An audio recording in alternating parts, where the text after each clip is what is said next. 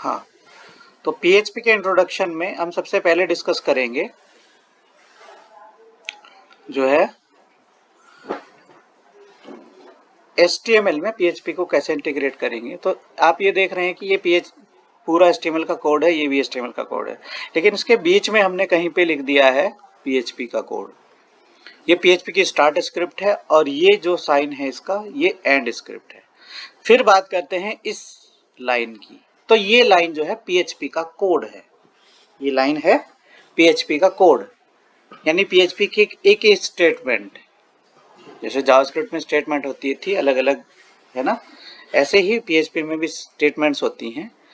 हम स्टेटमेंट को सेपरेट करने के लिए सेमीकोलन का यूज करते हैं। जावास्क्रिप्ट में हम इस सेमीकोलन को यूज कर भी सकते थे और नहीं भी ऑप्शनल था, लेकिन पीएचपी में ये मस्ट है, लगाना ही पड़ेगा। जब एक स्टेटमेंट हमारी खत्म हो जाएगी पीएचपी में हमें सेमीकोलन लगाना ही पड़ेगा।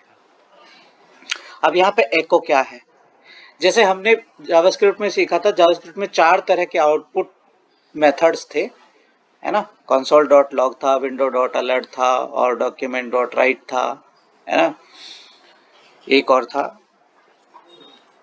जो है इनर एचटीएमएल के थ्रू। लेकिन पीएचपी में हमारे पास जो प्रिंट करने का तरीका है वो है केवल एको। एको है और एक प्रिंट मेथड भी है, दोनों में डिफरेंस क्या है वो बाद में देखेंगे इस वाले टॉपिक में जब हम यहाँ पे आएंगे। तो अभी पीएचपी में आउटपुट देखने के लिए हम क्या करते हैं, एको करते हैं।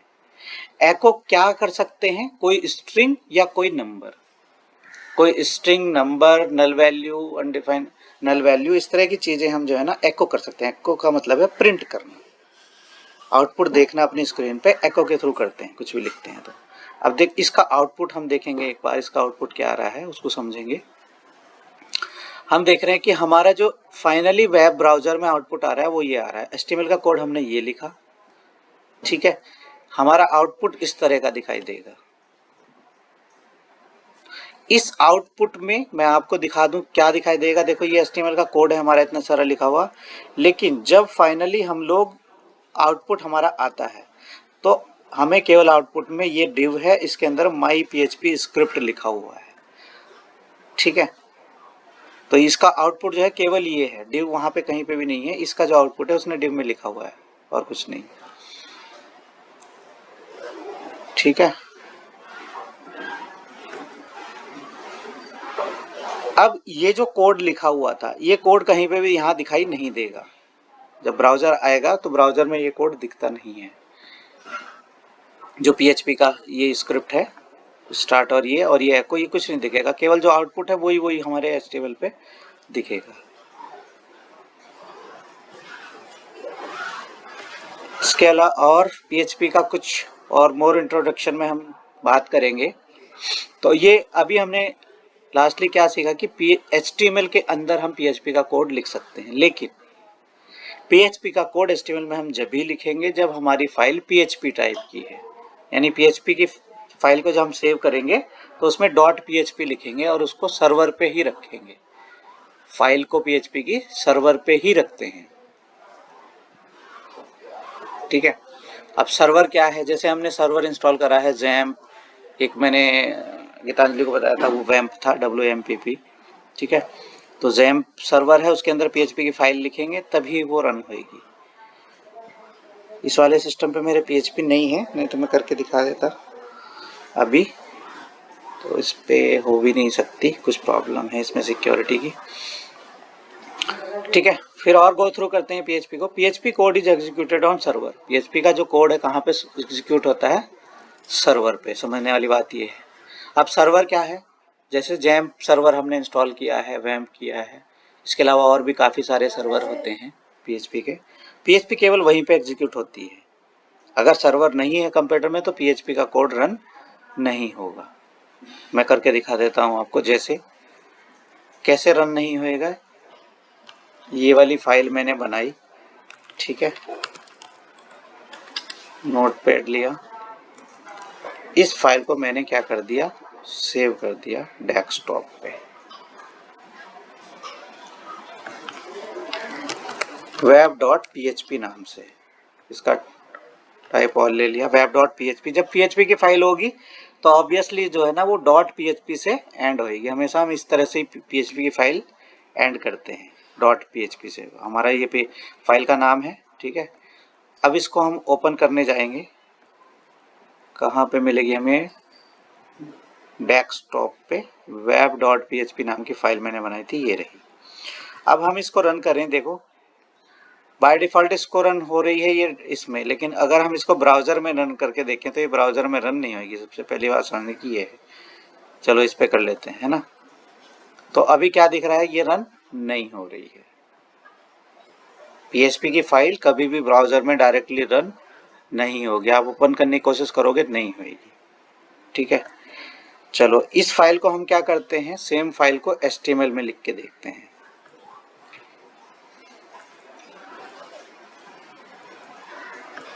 सेम कोड मैंने क्या किया, HTML as a HTML file बनाई मैंने, सेव एज करा। अब फाइल का फिर से नाम दिया web.html। दो फाइल बनाई है, डेस्कटॉप पे ही डाल देते हैं इसको भी। इसमें ऑल सेलेक्ट किया, web.html नाम की फाइल हमारे पास आ गई है। अब ये फाइल जो है ना HTML टाइप की है। कहाँ मिलेगी हमें, ये रही, ब्राउज़र में दिख रही है। देखो ध्यान से देखो कि हमारी ये वाली जो फाइल है इसका टाइप क्या आ रहा है, PHP सोर्स फाइल। लेकिन इसका टाइप क्या आ रहा है इस फाइल का, इसका HTML डॉक्यूमेंट आ रहा है, यानी HTML फाइल है और ये PHP की फाइल थी, टाइप है PHP सोर्स फाइल। ये हमारी ब्राउज़र में रन नहीं हो रही है। हम कोशिश भी करेंगे तो नहीं होगी, किसी एडिटर में भले ये रन हो जाए, ठीक है। इसको हम करके देखते हैं। ब्राउज़र में मैंने ओपन किया इसको, तो आप ध्यान से देखो यहाँ पे क्या लिखा हुआ आ रहा है। आउटपुट में हमारे क्या है, यहाँ पे कुछ नहीं दिखाई दे रहा है, लेकिन कोड में क्या लिखा हुआ है, ये लिख रहा है इस तरह से। लेकिन इसने क्या किया, ये जो कोड है ये HTML कमेंट होके आ गया। ये जो है HTML की जो कमेंट थी उसके अंदर लिखा हुआ है। ऐसा क्यों हुआ, क्या कोड में ऐसा लिखा हुआ है? देखो कोड में कहीं HTML की कमेंट लिखी हुई है नहीं, लेकिन जब हम यहाँ पे सोर्स में जाके देख रहे हैं इस फाइल में, तो ये HTML की कमेंट में बंद हो गया। हालांकि ऐसा पहले होता था, नहीं होता था पहले, ब्राउज़र में ऐसा कुछ नहीं होता था। अभी ब्राउज़र में नई ये कुछ एक्सटेंशन आई है कि अगर PHP का डायरेक्ट कोई कोड है तो इस तरह से नहीं दिखाई दे, ठीक है। अगर इसको किसी और ब्राउज़र में ओपन करके देखते हैं, इसमें तो ये नहीं हो रहा है, दूसरे में किसी में करके देख लेते हैं। ओपन विद इंटरनेट एक्सप्लोरर, यहाँ पे भी ये नहीं दिखाई दे रहा है हमें आउटपुट। जो भी हमने लिखा था PHP का कोड एज इट इज दिखना चाहिए था। क्वेश्चन ये है कि वो एज इट इज दिखना चाहिए था, लेकिन नहीं दिख रहा है, कहीं पे भी नहीं दिख रहा है। तो ब्राउज़र ने सबने क्या कर दिया है, जो HTML का कोड है उसको डिस्प्ले ना करके वो क्या करते हैं, उसको कमेंट कर रहे हैं।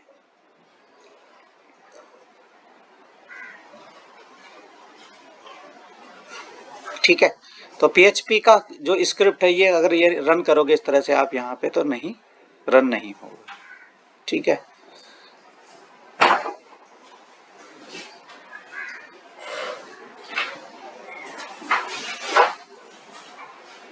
अब चलते हैं PHP के अगर ट्यूटोरियल पे। तो आपने ये देखा यहाँ पे कि PHP का जो कोड है हमारा HTML पेज पे रन नहीं होता है, नहीं हो रहा है। तो इसका मतलब ये है कि ब्राउज़र इसको नहीं समझता है। ब्राउज़र किसको समझता है, HTML CSS को केवल। इसी पेज में अगर हम ये वाला हटा दें और सिंपल ये वाली लाइन जो है ना, ये PHP के कोड के अलावा कुछ लिख दें, केवल एको ही लिख दें, ये देखो केवल अगर इतना लिख देंगे, एको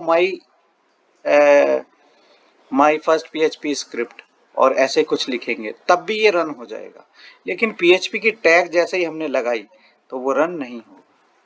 देखो अभी बिल्कुल सेम टू सेम लिखा हुआ आ रहा है, अभी कमेंट नहीं हो रहा है, क्योंकि PHP की जो स्क्रिप्ट है वो इसमें नहीं है, एज इट इज प्रिंट हो गया। अब ये इसको HTML समझ रहा है, ये जो कोड है ये अब प्योर HTML का है, इसमें PHP की स्क्रिप्ट नहीं लिखी हुई है। लेकिन जैसे ही PHP की स्क्रिप्ट लिखी हुई आई, अब आपको समझ में ये नहीं आ रहा होगा कि अगर PHP ये समझता नहीं है तो इसने कमेंट कैसे करा।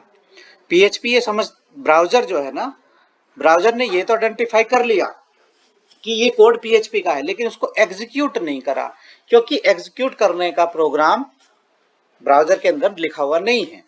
इतना लिखा हुआ है कि ये बता सके कि ये कोड पीएचपी का है, उसको देख सके, आइडेंटिफाई कर सके कि हाँ ये पीएचपी का कोड है, उसको देखना आता है, लेकिन उसका मतलब निकालना नहीं आता है कि इसका क्या मतलब है, एग्जीक्यूट करना नहीं आता। तो इसको एग्जीक्यूट करना नहीं आता तो इसने एग्जीक्यूट नहीं किया, सिंपल सी बात है। अब यहाँ पे एको वर्ड को ये एचटीएमएल की कंटेंट मान रहा है, इस लाइन को भी एचटीएमएल की कंटेंट मान रहा है। ठीक है, फिर से चलते हैं वापस इंट्रोडक्शन में और थोड़ा डीपली पीएचपी डिस्कस कर लेते हैं। अब व्हाट शुड ऑलरेडी नो। जब पीएचपी हम सीखते हैं तो उससे पहले हमें क्या आना चाहिए?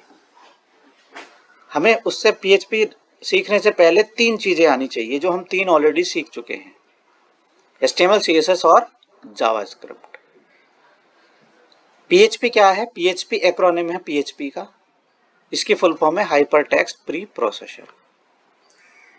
इस वाले एचपी से हाइपर टेक्स्ट है और पी से, पहला वाला जो पी है उससे प्री प्रोसेसर है, हाइपर टेक्स्ट प्री प्रोसेसर। अब जब हमने HTML सीखी थी तो उसकी फुल फॉर्म में भी हाइपर टेक्स्ट मार्कअप लैंग्वेज था। अब इसमें और पीएचपी में क्या थोड़ा सा रिलेशन है? हाइपर टेक्स्ट वर्ड उसमें भी था और इसमें भी था।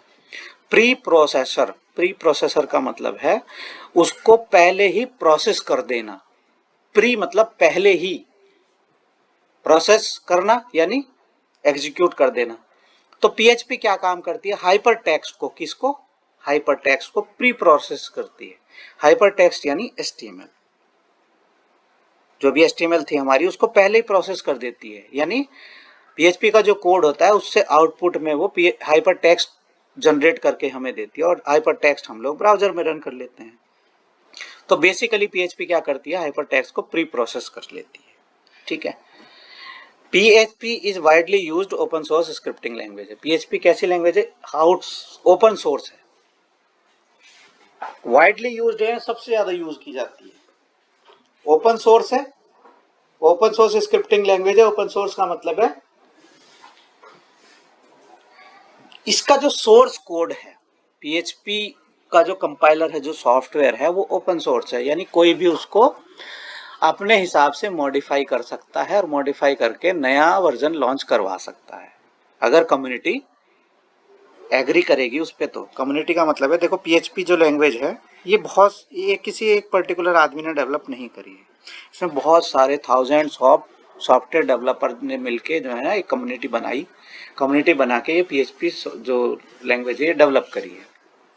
कोई भी नया बंदा आके इसको मॉडिफाई करवा सकता है, कोई नई चीज इसमें ऐड कर सकता है, पुरानी हटवा सकता है। पुरानी कब हटेगी? जब वो कुछ डिसएडवांटेज हैं उसके, सिक्योरिटी के इशू हैं या कुछ परफॉर्मेंस के इशू हैं, तो वो हट जाएगी। कोई नई फीचर अगर लानी है तो कोई भी नया डेवलपर आके कोड करके अपना इसमें डलवा सकता है। लेकिन जो कम्युनिटी है, पूरी की पूरी कम्युनिटी अगर एग्री करेगी कि हाँ ये सब सही है, तब होगा। ओपन सोर्स मतलब ओपन टू ऑल है, कोई भी उसको मॉडिफाई करवा सकता है, कर सकता है। और दूसरा, ये सबके लिए फ्री है, कोई भी इसको यूज भी कर सकता है। जो ऑलरेडी डेवलप करी हुई है PHP का सॉफ्टवेयर फ्री है, किसी से कोई लाइसेंस का पैसा नहीं लिया जाता। PHP script are executed on server. समझने वाली बात क्या है? PHP की जो स्क्रिप्ट है वो सर्वर पे एग्जीक्यूट होती हैं, जबकि HTML, CSS, जावास्क्रिप्ट जो एग्जीक्यूट होती थी वो वेब ब्राउजर पर रन होती थी। वेब ब्राउजर को हम बोलते हैं क्लाइंट। 2 चीज होती हैं वेबसाइट की लाइफ में, एक सर्वर और एक क्लाइंट। तो क्लाइंट होता है वेब ब्राउजर, सर्वर होता है जो कंपाइलर होता है लैंग्वेज का किसी। PHP is free to download and use. PHP कोई भी फ्रीली डाउनलोड कर सकता है, यूज कर सकता है। PHP amazing and popular language, और ज्यादा जानेंगे, जैसे powerful enough for the biggest blogging system, जैसे वर्डप्रेस है PHP में डेवलप किया गया है ना। सबसे बड़ा एक CMS है ये, सबसे ज्यादा यूज किया जाने वाला जो PHP में डेवलप है। Deep enough to run large social network, जैसे हम बात करें सोशल नेटवर्क रन करने के लिए बहुत काफ़ी है। जैसे बात करें फेसबुक की, तो सबसे पहले फेसबुक जो है ना PHP में ही डेवलप की गई थी। अभी तो वो हाइब्रिड है, कई सारी टेक्नोलॉजी में काम कर रही है फेसबुक, लेकिन अभी भी PHP में रन होती है। अगर आप फेसबुक को देखोगे ध्यान से तो PHP में ही डेवलप है। तो जब PHP जैसी वेबसाइट जो है ना, सॉरी, फेसबुक जैसी वेबसाइट अगर PHP में रन हो रही है तो और क्यों नहीं हो सकती, क्वेश्चन ये है ना।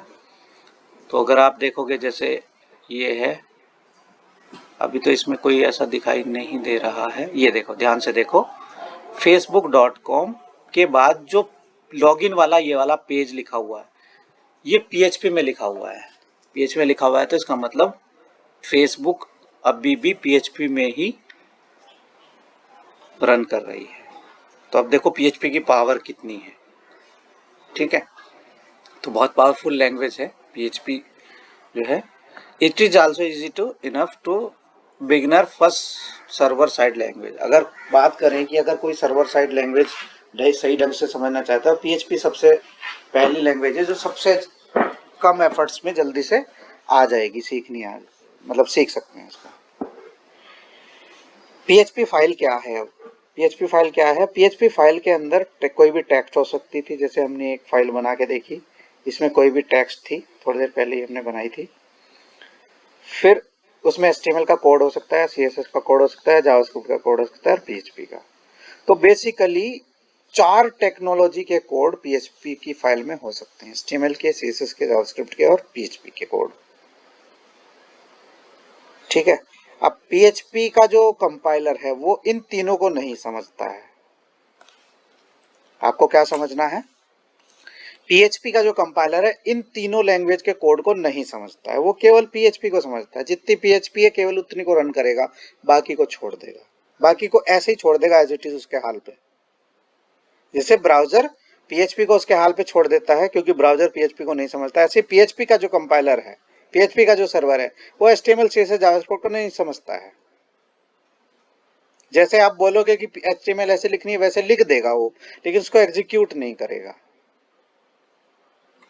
PHP code is executed on server and the result is returned to browser as plain HTML। PHP का जो कोड है वो सर्वर पे रन होता है और ब्राउजर में रिटर्न होता है एज ए प्लेन HTML, जैसे कि प्लेन HTML हो ऐसे रन होता है, ठीक है।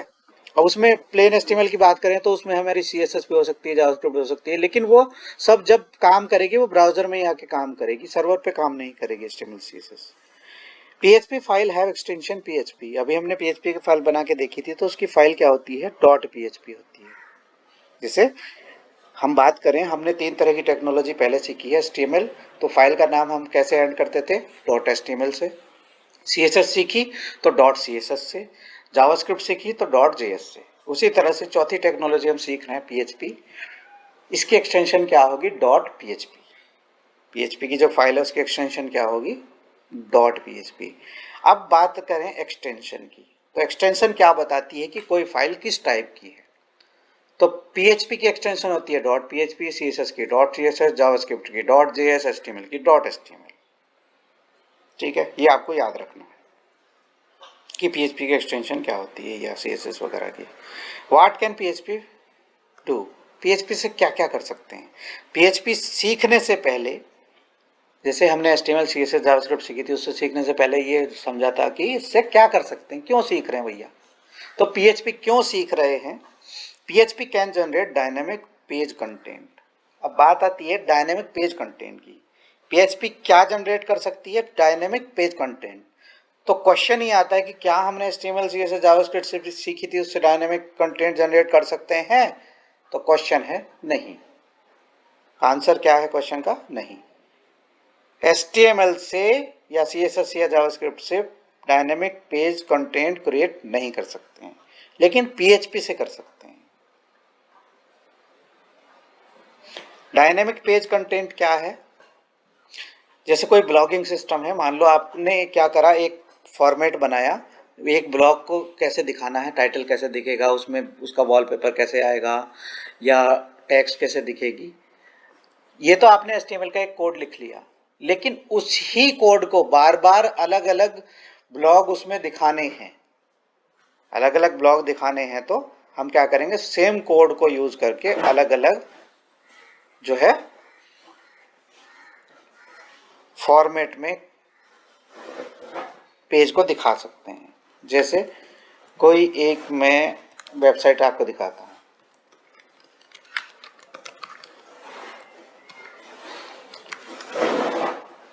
एक ब्लॉग वेबसाइट आपको दिखाता हूँ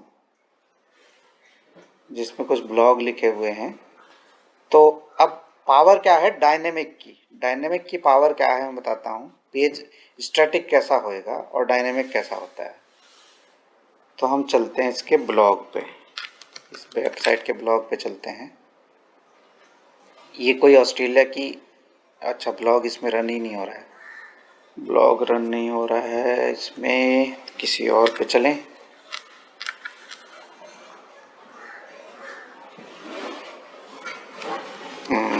चलो सरकारी रिजल्ट.com पे चलते हैं। यहाँ चलते हैं एडमिट कार्ड वाले पेज पे। अब देखो ये एक सरकारी रिजल्ट वाली वेबसाइट है, आपको उसने सब नहीं देखी होगी। ये एक पेज बना हुआ है एडमिट कार्ड का, AAI जूनियर एग्जीक्यूटिव का एक पेज बना हुआ है, ये इसका बना हुआ है, ये इसका बना हुआ है। 3 पेज को एनालिसिस कर लेते हैं और समझते हैं कि डायनेमिक इसमें क्या है, स्टैटिक क्या है, डायनेमिक क्या है। तो समझेंगे कि देखो ये वाला एक पेज बना हुआ था, एक ये पेज बना हुआ था, ठीक है, और एक ये पेज बना हुआ है। ये 3 पेज बने हुए हैं एडमिट कार्ड डाउनलोड करने के लिए। ये UPPCL का है, ये नाबार्ड का है, ये AI जूनियर एग्जीक्यूटिव का है। आप ध्यान से देखो इन 3 HTML पेज में, ये तीनों HTML पेज हैं। तो अगर तीनों के तीनों आपको लिखने पड़ रहे हैं तो आप क्या करोगे, 3 HTML फाइल बनाओगे अलग से। लेकिन PHP की हेल्प से हम क्या कर पा रहे हैं कि हमने HTML तो एक ही बार बनाई थी, लेकिन उसकी कंटेंट रिप्लेस करते गए और डायनेमिकली 3 पेज बना दिए हमने। कैसे, ध्यान से देखेंगे। ये आप देख रहे हैं नेम ऑफ पोस्ट यहाँ पे लिखा हुआ है, यहाँ पे भी नेम ऑफ पोस्ट लिखा हुआ है, और यहाँ पे भी नेम ऑफ पोस्ट लिखा हुआ है। रनिंग वेबसाइट है ना। इसी में समझा रहा हूँ मैं आपको। नेम ऑफ पोस्ट ये लिखा हुआ है, यहाँ पे भी लिखा हुआ है, यहाँ पे भी लिखा हुआ है, लेकिन इसके लिए कोई भी HTML फाइल नहीं बनाई गई है। देखो ध्यान से देखो, URL पे क्या कोई HTML लिखा हुआ दिखाई दे रहा है? नहीं। कहीं HTML लिख रहा है? नहीं। लेकिन ये HTML फाइल है, बट डेवलप किस में है? PHP में। तो हमने क्या करा, एक स्ट्रक्चर बना लिया, फाइल का स्ट्रक्चर बना लिया कि उसमें नेम ऑफ पोस्ट में ये जो कंटेंट है ये चेंज करते जाएंगे। तो ये वैल्यू कहाँ से आ रही है? डेटाबेस से आ रही है। अभी हम लोग MySQL जब सीखेंगे तो इस तरह की डायनेमिक चीज़ करने की सीखेंगे, कैसे कैसे होएगा। तो वो सारी चीज़ें डायनेमिक हो जाएंगी इस तरह से। नेम ऑफ पोस्ट है, फिर पोस्ट डेट इसकी अलग आएगी, इसकी देखो अलग आएगी, इसकी कुछ और अलग आएगी, है ना। तो ये हमने क्या करा, स्ट्रक्चर जो है HTML का वो एक बार बना लिया, फिर उसको डायनेमिक कर दिया। तो ये सब पॉसिबल है PHP की वजह से। ये वेबसाइट भी आपकी PHP में ही डेवलप है, समझने वाली बात ये है, ठीक है।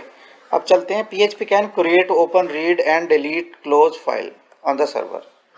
PHP से क्या क्या कर सकते हैं, सर्वर पे कोई भी फाइल है उसको नई फाइल क्रिएट कर सकते हैं PHP को, यानी PHP की कोड से एक नई फाइल बना सकते हो आप, समझ ये चीज़ है।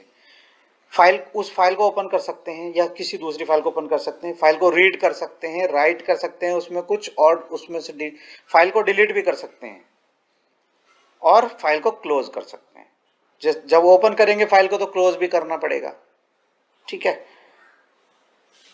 तो PHP से फाइल के साथ इतने सारे काम कर सकते हैं। PHP can collect form data, जो HTML का फॉर्म होता है, HTML का जो फॉर्म, अरे आप क्लास, हाँ, तो फॉर्म डेटा कलेक्ट कर सकती है PHP। कौन सा फॉर्म डेटा? हमने अभी तक HTML में फॉर्म बनाए थे, तो अब उसके फॉर्म का डेटा कहाँ जाएगा? हम उस फॉर्म के डेटा को भेजेंगे PHP की फाइल पे और उसको कलेक्ट करेंगे, यानी इकट्ठा करने का काम करेंगे PHP की फाइल पे, फिर उसमें डेटाबेस में भेजेंगे। जब आगे हम अगले टॉपिक पे आएंगे PHP के, तो फॉर्म जो HTML का फॉर्म है उस पर इंफॉर्मेशन भरेंगे, फिल करेंगे और उसको डेटाबेस में भेजने का काम करेंगे, ठीक है। PHP can send and receive cookies. PHP cookies को सेंड कर सकती है और रिसीव कर सकती है। अब कुकीज क्या है, क्वेश्चन ही आता है कुकीज क्या है, तो समझ लेंगे। कुकीज क्या है? कुकीज कुछ डेटा वैल्यूज होती हैं जो ब्राउजर में हम लोग सेव करते हैं, यानी ब्राउज़र की जो मेमोरी होती है, ब्राउज़र की मेमोरीज कहाँ मिलती है आपको, यहाँ पे इंस्पेक्ट में जाएंगे और ये आपका एप्लीकेशन है, एप्लीकेशन में यहाँ पे देखो आप कुकीज़, एप्लीकेशन के अंदर ये सेक्शन है कुकीज़। कुकीज़ क्या होती है, बेसिकली किसी भी वेबसाइट की कुछ इंफॉर्मेशन सेव करके रख लेते हैं ब्राउज़र में। ये देखो इस वाली W3 स्कूल की ये है, इस वाली वेबसाइट की ये है, इसके वाली वेबसाइट की, तो सभी जितनी वेबसाइट होती हैं सबकी खुद की कुकीज़ होती हैं। कुकीज़ का मतलब कुछ उसकी इंफॉर्मेशन होती है जो ब्राउज़र में सेव हो जाती है। आपने कभी कभी देखा होगा कि आपको बार बार जो है ना पेज पे एक ही चीज़ दिखती रहती है, लेकिन वो बहुत फास्ट कहीं से आ जाती है, दिखती है, भले इंटरनेट चल रहा है नहीं चल रहा है, लेकिन कुकीज़ से आपको वो इन्फॉर्मेशन दिखती रहती है। तो बेसिकली कुछ इन्फॉर्मेशन हम ब्राउज़र की मेमोरी में सेव करके रख लेते हैं, PHP उनको ब्राउज़र पे भेज सकते हैं और ब्राउज़र से ले सकती है। PHP can add delete modify data in database. जब हम डेटाबेस बनाते हैं तो PHP की हेल्प से डेटा को ऐड कर सकते हैं, डिलीट कर सकते हैं, मॉडिफाई कर सकते हैं। PHP can be use to control user access. PHP क्या करती है, यूजर एक्सेस को कंट्रोल करने का काम करती है। यूजर एक्सेस का मतलब कि जैसे मान लो एक ही वेबसाइट है, तो एक वेबसाइट पे कई तरह के यूज़र आते हैं, उसका एडमिन यूज़र होता है, उसका एंड यूज़र होता है। जैसे बात करें, एक नॉर्मल सी बात करें कि एक जो वेबसाइट है जिसमें हम, जैसे आप कॉलेज के वो भरते हो, एडमिट कार्ड का फॉर्म भरते हो ना, नहीं एडमिट कार्ड नहीं, एग्जामिनेशन फॉर्म भरते हो, यूनिवर्सिटी का एग्ज़ाम फॉर्म भरते हो, तो उसमें जब आप फॉर्म भर लेते हो तो आपको केवल आपका ही इंफॉर्मेशन दिखाई देता है ना। तो आप कैसे हुए यूज़र एज ए स्टूडेंट, लेकिन वो इंफॉर्मेशन कहाँ पे जाती है, बाद में कॉलेज पे जाती है। जो भी आपका कॉलेज है जिससे भी आप एफिलेटेड हो, जहाँ से आपने एग्ज़ाम फॉर्म भरा है, वो सारी इंफॉर्मेशन आपके कॉलेज पे चले जाती है। तो कॉलेज क्या करता है, सारे बच्चों का, हर एक क्लास का इंफॉर्मेशन को देख सकता है। आप नहीं देख सकते थे किसी और का जब लॉगिन करते थे, लेकिन जो कॉलेज का पैनल होता था, कॉलेज के पैनल में सबकी इंफॉर्मेशन दिख जाती है। फिर एक कॉलेज को उसी के बच्चों की इंफॉर्मेशन दिखती है, उसके ऊपर लेवल पे जाते हैं हम, यूनिवर्सिटी लेवल पे। अब यूनिवर्सिटी मेन एडमिन होता है, मेन एडमिन को सारे कॉलेज की इंफॉर्मेशन दिख सकती है। तो ये होता है user access level, user access control. तो PHP से हम लोग ये कंट्रोल कर सकते हैं कि कौन से टाइप का यूजर कौन से टाइप की इंफॉर्मेशन को देख सकेगा या एडिट अपडेट कर सकेगा। ठीक है। PHP can encrypt data. PHP क्या कर सकती है, डेटा को एनक्रिप्ट कर सकती है। एनक्रिप्ट का मतलब होता है कि जैसे आपने क्या करा, बात करें फेसबुक की, तो फेसबुक से आपने एक वो भेजा, चैट पे मैसेज भेजा, जो मैसेज भेजने के बाद वो दूसरे यूजर पे के पास चला गया, लेकिन जब वो आपने भेजा था और दूसरे यूजर के पास गया तो वो कहीं ना कहीं तो बीच में गया होगा, किसी नेटवर्क से गया होगा, इंटरनेट से गया होगा। तो इंटरनेट पे जब वो डेटा जाता है तो वो एनक्रिप्ट होके जाता है, यानी ताकि आपके मैसेज को कोई बीच में कोई रीड ना कर ले कि आपने क्या भेजा है। ठीक है। जैसे फॉर एग्जांपल बात करें कि मान लो ये है, हमें इंटरनेट कौन प्रोवाइड कराती है, जियो फाइबर, जियो वाली कंपनी कराती है इंटरनेट प्रोवाइड, एयरटेल वाली कराती है, और जो है वोडाफोन आइडिया वाली कराती है, BSNL कराती है। ये हमारे नेटवर्क प्रोवाइडर है। तो जब हम मैसेज भेजते हैं तो जाते तो इनके इंटरनेट से ही हैं, कहीं और से तो जाते नहीं। इनका इंटरनेट यूज़ करेंगे तो ऑब्वियस सी बात है, जब इनका इंटरनेट यूज़ करेंगे तो हमारे सारे मैसेज, जो भी प्राइवेट मैसेज हैं या जो भी प्राइवेट कॉल्स हैं, ये देख सकेंगे, उनको रीड कर सकेंगे बीच में। लेकिन क्या होता है, हम लोग डेटा को जब भेजते हैं एक तरफ से दूसरी तरफ पे तो एनक्रिप्ट करके भेजते हैं। ठीक है। ताकि बीच में कोई भी सर्विस प्रोवाइडर, चाहे वो इंटरनेट वाला हो या किसी और चीज़ वाला हो, हमारे डेटा को बीच में ओपन करके ना देख सके। ठीक है। इसके अलावा और जैसे बात करें एनक्रिप्शन की, तो जैसे पासवर्ड होता है, तो जो आप पासवर्ड लिखते हो, आपने पासवर्ड लिखा 1234, लेकिन आपने पासवर्ड क्या लिखा, वो जब हम डेटाबेस में सेव करते हैं तो उसको एनक्रिप्ट करके सेव कर देते हैं। यानी उसको कुछ दूसरे फॉर्मेट बना देते हैं, कुछ सिक्योरिटी लगा के। वो आगे और पढ़ेंगे जब जो है एनक्रिप्शन आपको समझ में आएगा।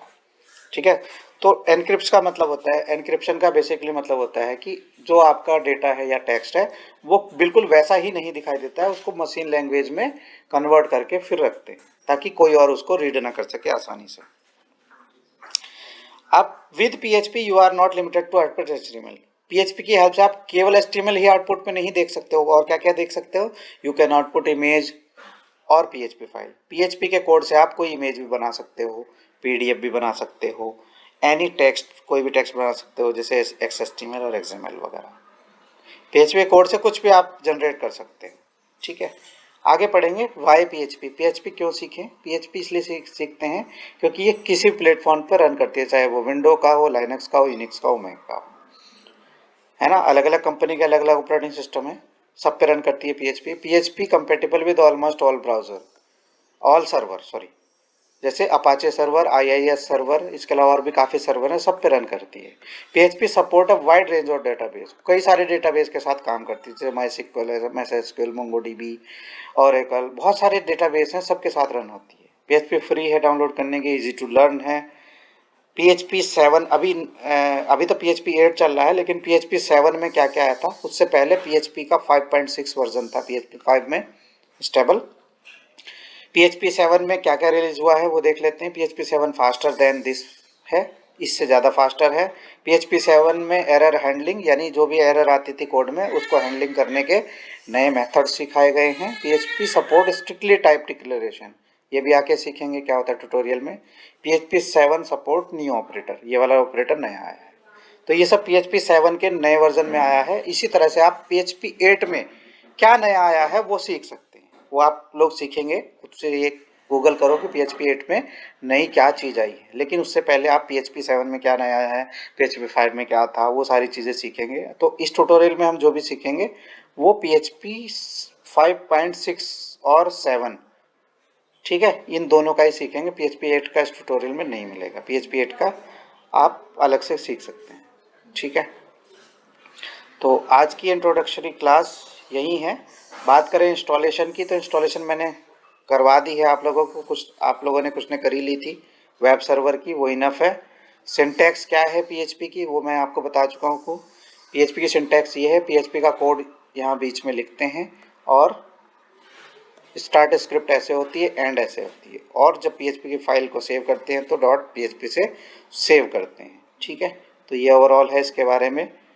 फिर PHP की कमेंट, जैसे HTML CSS में कमेंट करते थे जावास्क्रिप्ट में, PHP में भी करते हैं। PHP में 3 तरह की कमेंट होती हैं, 2 सिंगल लाइन कमेंट होती हैं। चलो ये तो कल के टॉपिक में डिस्कस करेंगे। ठीक है, अभी के लिए इतना ही। Okay, thank you.